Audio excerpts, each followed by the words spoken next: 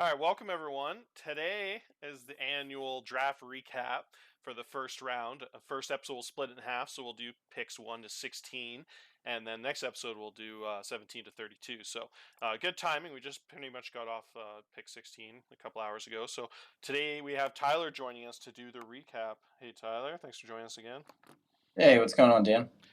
So we'll just get right into it here. On the screen here, I got first overall pick, Danny Lambert. What do you think about Danny Lambert's ceiling? First overall, what a talent. Yeah, no, I mean, I think that the highest ceiling in the class, I think, especially looking at the numbers and just kind of the overall profile, in terms of potential, it's a pretty clear number one for me. The 80 contact tool for me with pop, with an ability to play both a pretty good second or third base. I think whatever he ends up being, I do have a 60 arm on him is a great asset to have. And a good personality to go with it. If there was one worry, it's that he's a bit underdeveloped, but those numbers kind of speak otherwise and showing what he's been able to do. So gotta like him a lot. Just I think turned 18 in game just a little bit ago. So I think a great pick for the White Sox to start off with there. Yeah, pretty high bonus, but I think it's worth it for a talent like that if the White Sox can afford it, which I guess they can if they picked him. Gotta love the all the green in that profile. Like you said, it's just a little risky, but I mean, with the ceiling so high, it's worth it. When I take a high school guy like that, guy hit 573 his junior year of high school. Some of the most absurd high school batting stats I've ever seen. No one else in the draft was in like 50 points of his batting average in high school over the last couple of years. So just incredible ceiling. And if you look at him, you just think combining him with Blankenship, back-to-back first overall picks for the White Sox is quite a monster, middle of the field type core to build around, and you can really see the future with those two guys. They're going to be quite a bit apart in age because Blankenship was college guy last year and Lambert's high school guy this year, but it definitely is not like they're that far apart in age, just a couple of years. So should be a core. Lambert should take a while, 4 years or so, but by the time I think he's ready, you should have a pretty nasty core with a couple guys in their 20s with monster bats down the middle of the field. So that's a good pick there. Next up with Cincinnati Reds, we have them taking Joe Przepiora here. Przepiora has a pretty nice balanced all-around profile. That's also actually what my mock draft has. It has the White Sox and Reds picking those two, which is cool. But, if you look at Przepiora's profile, anything that stands out to you about that in general? Yeah, no, I'm with you. It was the 1-2 for me as well. Very glad to see the Reds make a good pick here. The thing that sticks out most is crazy developed for a high school bat. I have all pretty much 35s in kind of the main categories, 30s, 40s across the board there. So love to see that, especially a good step in the right direction. A guy who a lot of high schoolers that come out and struggle in rookie ball right away. I can't imagine that he'll have much issue if he even starts down that low. Big old arm over there at third base. I think he should play the position, not at an elite level, but at a fine level for sure. And like I said, you got to love a developed profile like that from a high schooler. So I think it's a good pick by the Reds at two. Yeah, one thing that stands out to me is the low demand, 1.7 million. I Mhm. know sometimes that changes in game. I've seen some guys say like 2 million. By the time you go sign them, it changes to five, especially if they're picked this high. But also kind of a good sign when the demand isn't like the first pick was 9.5 million. This guy's only 1.7. So even if you save just a couple million there, that's kind of nice. Really nice value for the Reds. And like you said, those currents, man, it's just very rare for a high school guy to have 40 contact. There's only about 2 to 3 guys per draft that have high ceilings that have that kind of contact. So pretty impressive. Pretty impressive bat on that guy in real life. That would be like one of the most advanced high school hitters you'll see. So pretty cool there. Next up, we have another high school bat here going. The Royals picked Mike Davidson. Mike Davidson has big time left field, right field profile. Just grew to 6'4", which is cool. I remember specifically he was 6'3", so he actually grew. Very low demand on him too. So another guy has some nice stuff about that profile. What else you noticed there about that skill set he has? Yeah, a really good contact hit tool, which is nice to see, and a pretty good athlete as well with all 55s and 60s. So um, you got to like that. He'll play a good enough left field and right field to not be a minus for you at either of those spots. Really, the only question with him is how the power progresses, right, to play a corner spot. It's kind of the lowest thing in his game right now. He's more of a slap hitter guy. Doesn't hadn't hit a lot of home runs in high school, but like you said, he just grew. That's a giant frame at 6'4", 185. So the potential is certainly there for a guy like that to turn into a big time threat in the outfield. Yeah, it kind of reminds me of like the real life Zach Veen when they talk about those big high school frame, 6'4", like Zach Veen in real life, 6'4", like 180 when he was drafted, about the same size, and also has that big bat with kind of pretty solid athleticism. So really reminds me of the real life Zach Veen, who people have a very highly touted prospect. Next up on the Padres, we have Steve Stoehr. Steve Stoehr is our first college bat off the board here. The top three guys are all high school bats: Lambert, Przepiora, and Davidson. Stoehr is, you just see how developed that bat is compared to those other guys. Really nice, safe pick here. I like that profile quite a bit. I know your scout is a little bit lower on his arm than mine. From my scout's opinion, it looks like he could stick at third base. Kind of a first base, third base tweener, I think. Can't really. Actually, can kind of play the outfield. Probably could play left field too. Yeah, that's really my concern about Stoehr. And like you mentioned, I mean, has the hit ability looks great. Like developed well along. Looks a lot like Przepiora in terms of where his development's at. Yeah, my scout has the 55 arm, which for me gets very suspect over there at third. So that's my only concern about him. But he's another guy who's a good athlete. Love to see fly ball hitter in the profile too. 65 base running, good personality, has a lot of traits you like. So hopefully he's a better defender than my scout hasn't panned out to be, or he turns into a little more of a. He'd be a great defensive first baseman, but a first baseman nonetheless. So if he can stick at third, I think it's a great pick here for the Padres. Yeah, absolutely love. Pretty much one of the top five most developed college bats in the draft. So really nice to get him into a San Diego lineup that's really needs some offense. So it should be nice to get him. They have quite a bit nice young pieces in San Diego there, and could get some more in the future with some potential trades as you get a little further into Tatis and Escorte's contracts there. So be interesting to see how much more talent they can kind of get in that system from the young ages. So really nice bat going there. Next up, I love this pick. The Mets picking Vince Holloway, one of my favorite players of the last few drafts. Incredible profile here. Yeah, I'm actually just now noticing that with Lambert one was predicted to go to Clemson or was going to go to Clemson. Przepiora was going to go to South Carolina, and now Holloway here is going to go to Coastal Carolina. So it's three kids who are going to go play baseball in South Carolina. That's actually crazy going in the top five. Yeah, he would have been my pick at three. I really love the profile. Crazy developed in terms of the contact ability. And even the gap power. He can hit the ball with some pop right now. Line drive hitter, like that a lot. He's going to be a solid second baseman. None of these guys at the top are elite defenders, but they're all definitely good enough to get by.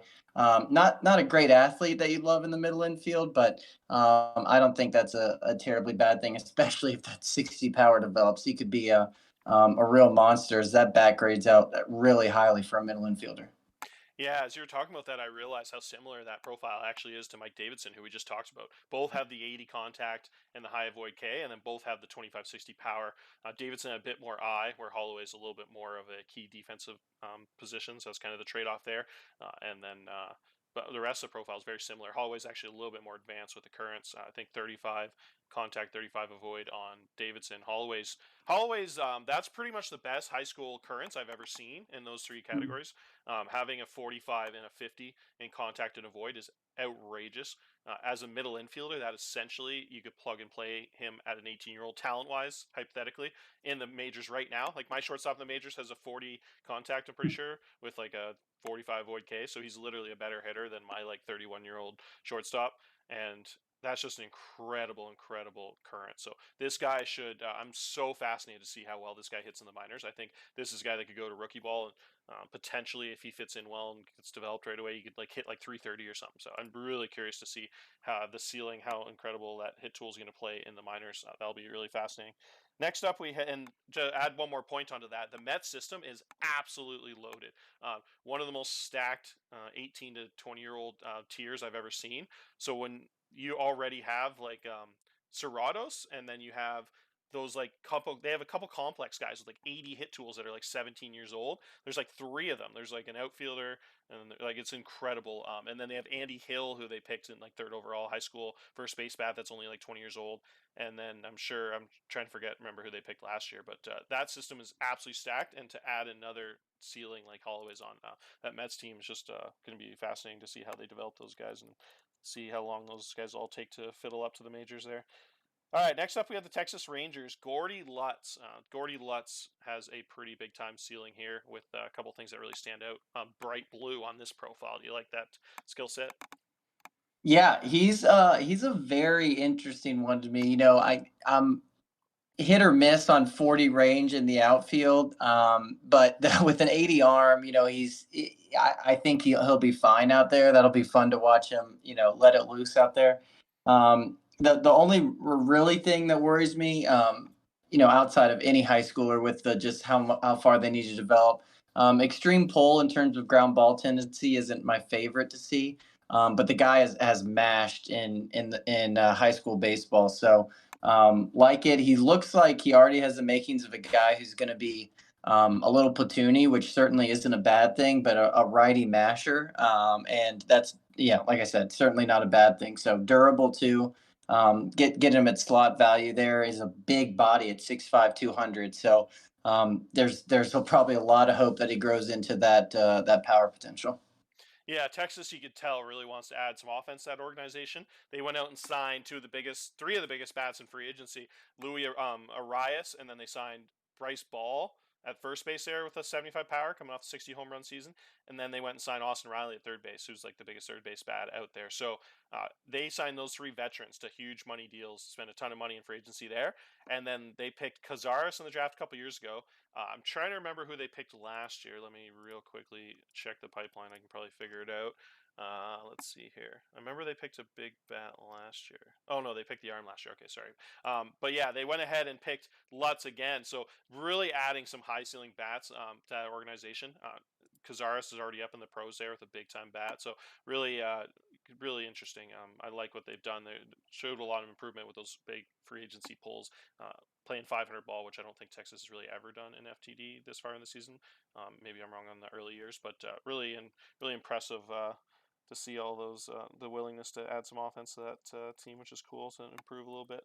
All right, next up we have Bobby Valdez. Bobby has a really interesting profile. I at first was just slotting him right in at third, but I've actually warmed up a little bit to the idea of him growing into a shortstop. He wouldn't ever, I don't think, be a really great defensive shortstop with the turn double play being kind of low, but I think the range and arm are good enough to actually survive there with how elite his bat is. Could be kind of an interesting tweener. Probably third base would be just as good, kind of be like an average defender at third. But I really think we'll see how that develops if he can get better defensively. But the bat is just awesome. Yeah, and unfortunately, my scout's even little lower on the defense than I think probably yours and certainly OSA is. I only have him at 55 range with a 60 arm, so Right. my prospects on him playing short are pretty limited for the most part. Regardless, though, the bat is very fun. Just greens about everywhere when you look. And for another guy committed to East Carolina, wow, they're gonna have a team next year. Line drive hitter, another guy. Like all of these guys who have been great in high school. So some worries about the personality, but he's got a lot of development to go. But if that profile pans out, that's a great third baseman for the future. Yeah, when you have a guy that can play a premium defensive position like third base and has that kind of a bat, that's just yeah, that's why they go in the top 10. There's just not too many third base with a six. That's pretty much a Devers bat right across the board with almost the same rating as Devers. That's actually even though the size difference is quite radical, that's a pretty interesting comparison. I think just kind of came to me there. So that'll be interesting to see. He's go to the Yankees, so there'll be a lot of pressure on him. Next up, we have this is a fun one. Steve Middleton going to the Oakland A's, who have traditionally developed a lot of arms. This is a big time bat. Yeah, it's probably the best power potential we have in the draft, and at already 40 home run power as a high schooler, 6'6", 195. The dude can very obviously just absolutely mash. The worry is that he's effectively a pure DH. with limited, and you probably get away with him in the infield and not die, especially at 6'6". He'll get some help from that. Good personality too on him. But like I said, already 45 gap and 40 home run. This guy's going to be, a real big power threat for sure. Just need to make sure that the contact and at least one of the contact or eye come along for him to be a good across the board hitter. Yeah, incredible power. You were saying pretty much best power potential in the draft. I was actually thinking when you were saying that, essentially, from what my scout says, is the best power bat in the entire world right now, even ahead of Chris Burns with the 80 potential. I think Manny Guerra had that for the Yankees, went down to 75, but not too many guys with the legit 80. Other than those, I know those high school guys that says that quite a bit, and they go down. But if that power is legit, you could see a future. Jordan Alvarez, I think Jordan Alvarez is a pretty cool comparison there. Really similar profiles. Big time potential on with the hit stick like that. Next up, we have Eddie Lang of the Toronto Blue Jays. I really like this profile as a hitter in the low minors. Really similar to Mike Davidson and Gordie Lutz, with the high contact and avoid K at a young age, and Holloway, sorry. Um, and also kind of like those guys, like 25 55, 25 60 type power. This guy has really nice athleticism too, though, so he should be able to mash. You like that fit in the Jays organization? Remember that post they made about the GCL players having all those insane young 18-year-old hitters? This guy fits right in with that group. Right. Yeah. Just add another one to that list. Yeah, it fits that mold, right? Where it looks like he's going to be a contact guy, for sure. He has the defense is he'll get away at the corner outfield spots. He's probably more relegated to just a pure left fielder. But the question is, right, just how the power comes along. 30 60 for me right now. So, I always think I like to see 30s over 25s for sure, which is definitely a good start for him.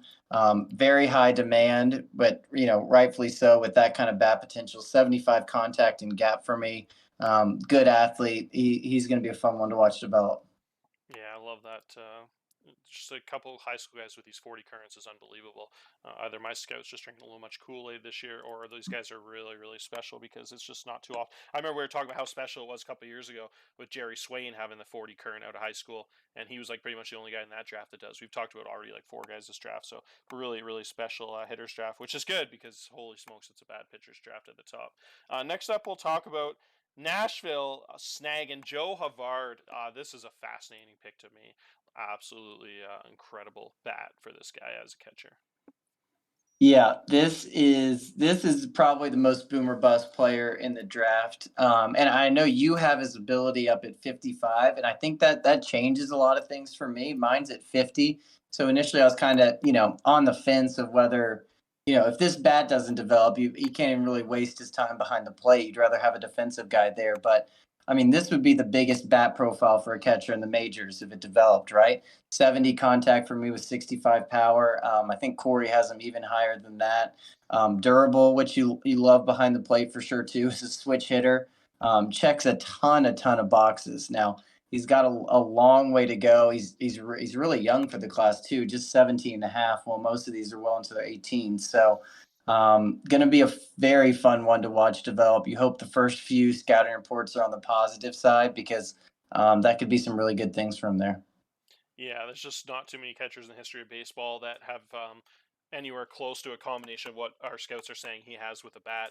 I think you could pretty much list on one hand the guys that in real life that kind of fit that like 70 contact, 65 power type profile. It'd be pretty much like JT Realmuto, Adley Rushman, Mike Piazza, and maybe Buster Posey. Probably didn't even have that much power, but that's a really rare skill set list. Ivan Rodriguez maybe in his prime, but don't even think he had that much power. Really, just pretty impressive talent there. So I was just realizing when you're talking about that, the last few guys, it actually said Steve Middleton and Joe Havard were both born in New York. Havard right down in Brooklyn, New York. So I was just thinking how funny it would be if the Yankees picked right before that and went with Bobby Valdez. The uproar if one of these two guys turns into a megastar from New York and they passed on him by a few picks. So even more pressure on the Yankees there to get that one right with the Bobby Valdez. Next up, we have John Bish. John Bish is a pretty cool name there. He is a pretty cool talent too. Holy smokes, what a dude the Angels grabbed with this pick. Yeah, I've had some really good scouting reports on Bish lately too. He's kind of flown up my draft board as we've approached the draft here. So eyes gone up a ton for me. I think it was 45 just a couple months ago, all the way up to a 60 for me now. But everything 60 or better in the profile, listed as a second baseman with that profile. He's 45 range for me. He's a first baseman, but he's a good defensive first baseman, so no worries there. And a good athlete if he is a first baseman. So not one of the high school guys who's a little bit along in their development. He's got a good way to go, but 30s is always solid. There's definitely more raw ones out there, but like that profile, like to see the greens all over his scouting report. So I'm excited. I think it's a good pick here. Yeah, that's pretty fascinating. Like you said, with just that much green, that's kind of like the same hitter profile as Bobby Valdez. Both guys just have like 65, 60 kind of across the board with similar currents. So this guy has a little more athleticism than Valdez actually. But yeah, not quite as good defensively, but interesting how similar. There's so many of these high school bats. It'll be so similar to interesting.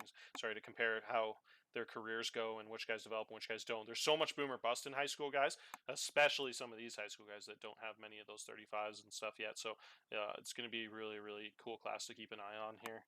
Next up, we had a big time bat here. This is all position players still, all the way until pick 12, which is the first time in Major League history, if you saw my post, that's ever happened.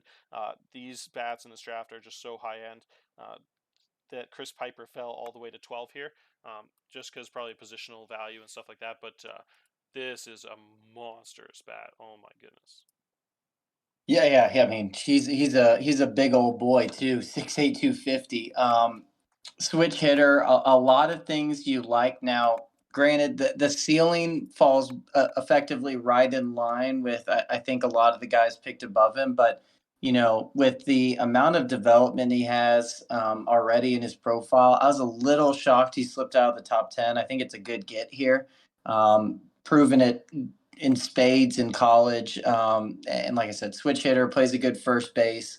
The power is going to be there. The 80 contact potential is pretty elite too. So think this is really good value for the Astros here.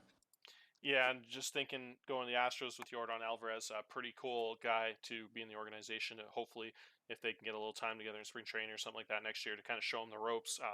That is not too many guys in the majors that have 75 contact and 70 power. So that combination, kind of like a Mike Williams type ceiling, who's like pretty much the best hitter in baseball right now. So that the switch hitter is just fantastic. When you get a switch hitter at 6'8", that's really cool. I don't know if that's really ever happened in real life. That takes a lot of coordination. So pretty cool profile.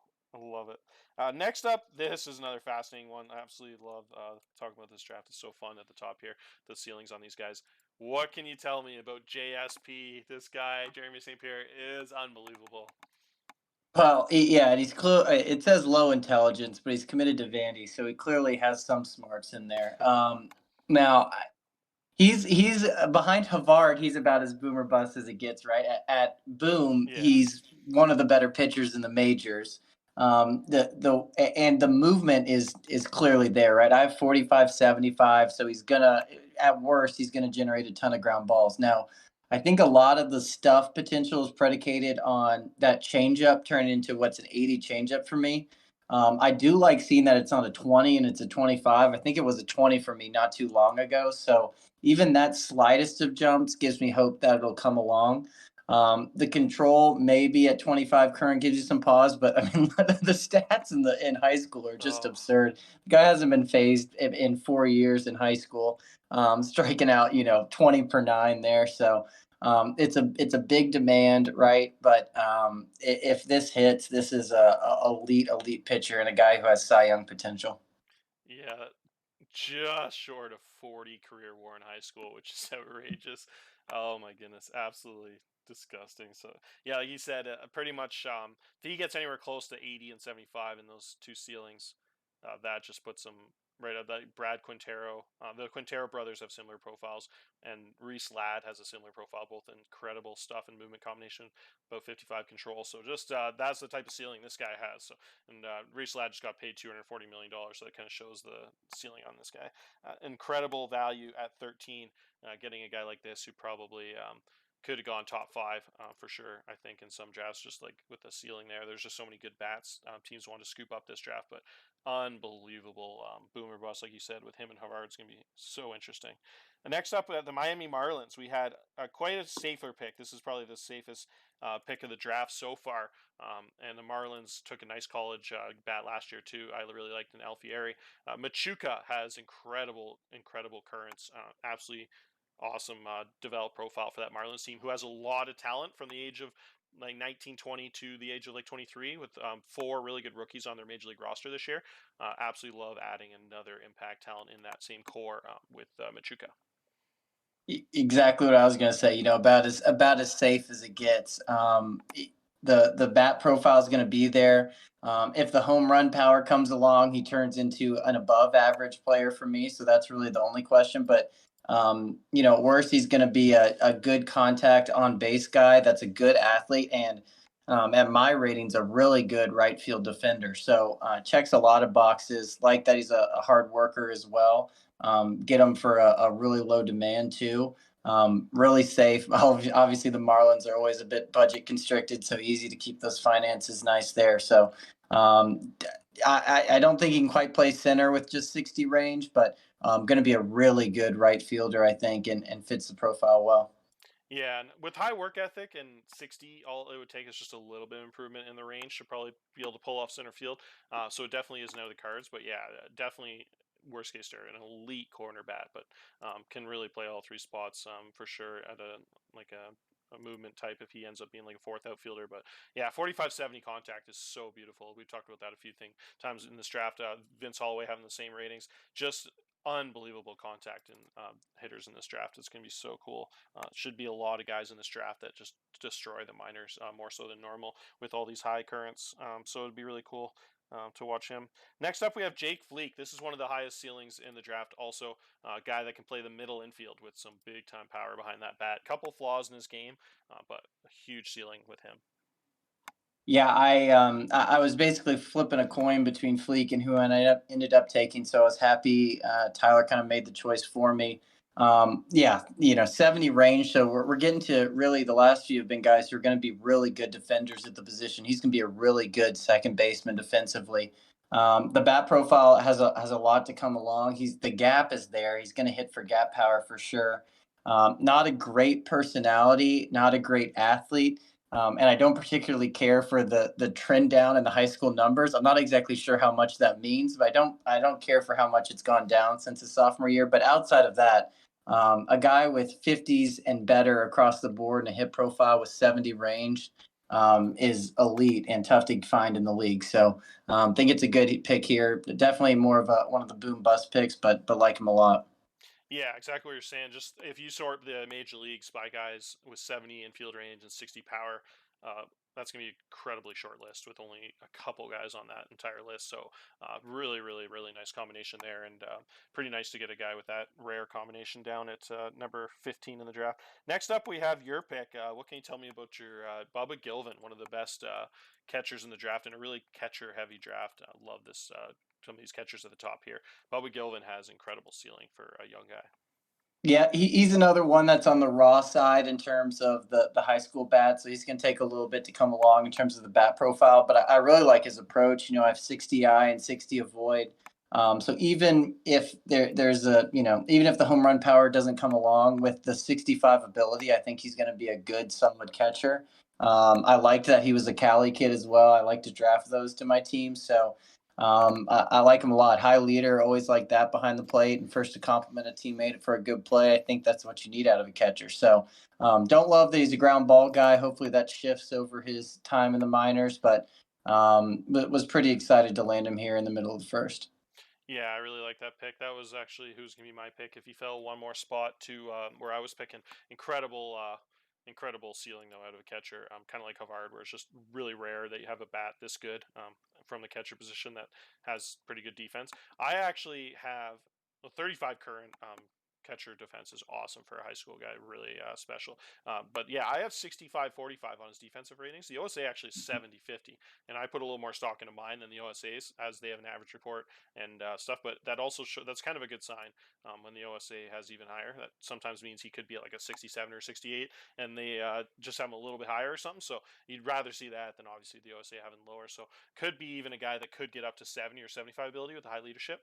So it could be really, really, really special if he develops the right way. But again, like all these high school guys in this draft, which is all of them except for 3, just incredible, hard to predict their careers. But the ceiling on Gilvin is pretty awesome. I'm really excited to see if he can develop that eye, especially because getting a 60 eye is really key at the catcher spot when they don't have a ton of athleticism, getting a way to get on base. So that's it for this episode. I actually will go into Excel now, and I'll show you the guys that have been picked so far on the hitter side of things. I have all the hitters that have been taken on my screen right now, so it's really cool. You can see kind of the difference in their ratings here with the overalls and stuff. So you can see the positional overalls, and I'll sort by kind of like their current hit ability. So almost all these guys are high school guys that have been taken. So you got like Steve Stoehr at 36.4, Piper's at 36 current bat, and Machuca's at a 35, 34.7.